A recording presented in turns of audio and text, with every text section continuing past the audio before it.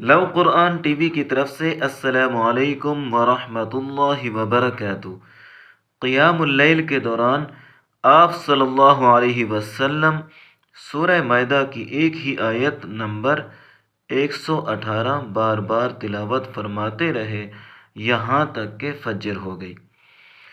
حضرت ابو ذر رضی اللہ تعالی عنہ فرماتے ہیں، نبی اکرم صلی اللہ علیہ وسلم قیام اللیل کے لیے کھڑے ہوئے اور ایک ہی آیت پڑھتے پڑھتے صبح کر دی، اور وہ آیت یہ تھی: بسم اللہ الرحمن الرحیم، ان تعذبهم فإنهم عبادک وإن تغفر لهم فإنك أنت العزیز الحکیم۔